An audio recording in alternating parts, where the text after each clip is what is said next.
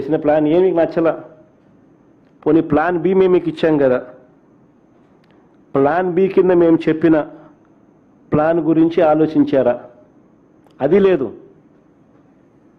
కొద్ది నెలల కిందట నేను చెప్పిన మచిలీపట్నం టు విజయవాడ 70 కిలోమీటర్లు, విజయవాడ టు గుంటూరు మరో 40 కిలోమీటర్లు. మచిలీపట్నంలో మేము కడతా ఉన్న పోర్టు, మా హయాంలో పోర్టుకు శ్రీకారం చుట్టాం, పనులు మొదలుపెట్టాం, పర్మిషన్ తెచ్చాం, ల్యాండ్ ఇచ్చాం, ల్యాండ్ కొనుగోలు చేసినాం, ఇచ్చినాం, ఫైనాన్షియల్ క్లోజర్ కంప్లీట్ చేసినాం. ఎవరితో ప్రమేయం లేకుండా దానికి డబ్బులు వచ్చేట్టుగా ఏర్పాట్లు చేశాం.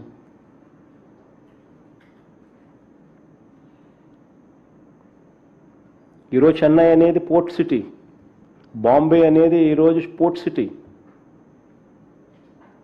ప్లాన్ బి కింద మేము చెప్పినాం మచిలీపట్నం టు విజయవాడ 70 కిలోమీటర్లు, విజయవాడ టు గుంటూరు మరో 40 కిలోమీటర్లు, మొత్తం ఈ 110 కిలోమీటర్లు నేషనల్ హైవే రోడ్డు ఉంది. ఈ నేషనల్ హైవేకు కాస్త అటు ఇటుగా ఈ మొత్తం క్యాపిటల్ ఏరియా కింద డిక్లేర్ చేయండి. మచిలీపట్నం నుంచి ఎంఏ తీసుకోండి, విజయవాడ నుంచి విఐ తీసుకోండి, గుంటూరు నుంచి GUN తీసుకోండి, మావి గన్ అని పేరు పెట్టండి. మచిలీపట్నం, విజయవాడ, గుంటూరు, మావి గన్. సరే, గన్ అంటే బాగుండదు నీకు, అది జగన్ అనేది గుర్తుకొస్తుంది లేననుకుంటే సరే వేరే పేరు పెట్టండి.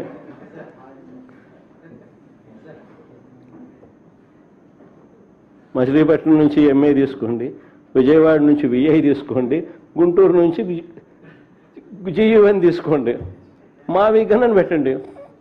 ప్రమాణమైన 110 కిలోమీటర్లు క్యాపిటల్ ఏరియాని డిక్లేర్ చేయండి, కారిడార్ కింద క్యాపిటల్ ఏరియాని.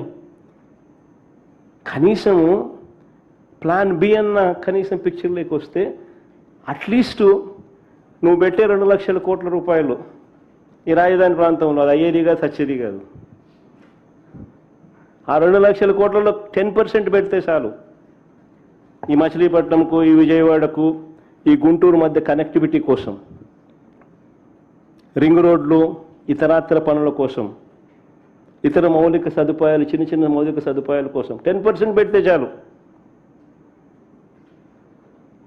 ఈ మావి గన్, ఈ క్యాపిటల్ ప్రాంతం ఫ్యూచర్లో ఎకనామిక్ ఇంజిన్ అవుతుంది. విజయవాడ దాని చుట్టుపక్కల దాదాపుగా 20 లక్షల మంది ప్రజలు ఉండరు. గుంటూరులో దాదాపుగా 10 లక్షల మంది ప్రజలు ఉన్నారు. మచిలీపట్నంలో దాదాపుగా 3-4 లక్షల మంది ప్రజలు ఉన్నారు. దాదాపు ఇంత జనాభా ఉన్న, దాదాపు 35-40 లక్షల మంది జనాభా ఉన్న ప్రదేశంలో కాస్త ఖర్చు పెడితే అదొక మహానగరంగా, ఒక గ్రోత్ ఇంజిన్గా ఎదుగుతుంది అని ఆలోచన చెప్పినాం. ఇది నచ్చల, మావి గన్ కూడా నచ్చల మీకు. చెప్తున్నాడు ఆయన ప్లాన్ బి మావి గన్ అంటున్నాడు సార్, అదేం సార్ అట్లా దాని గురించి ఇప్పుడు ఒక మాట అంటాను,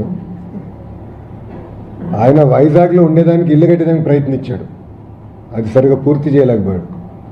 ఒక ఇల్లు పూర్తి చేయలేకపోయాడండి ఈయనేం చేయగలుగుతాడు? ఆయన 5 సంవత్సరాలు ఒక రోడ్ అనేసాడా? ఓకే, చలో రోడ్ అంటే మరి హై ఎక్స్పెక్టేషన్ ఆయనకి, మనం అంత ఎక్స్పెక్ట్ చేయకూడదు. సిసిడి ఉన్న వ్యక్తి దగ్గర నుంచి అంత ఎక్స్పెక్ట్ చేయకూడదు. కనీసం గుంటలు పూడ్చాడు ఆయన. 5 సంవత్సరాలు రోడ్డు పైన పడిన గుంట పూడ్చాడా? అరే గుంటలు పూడ్చలేనాడు plan B, plan C, plan D అంటే ఎవడు నమ్ముతాడు?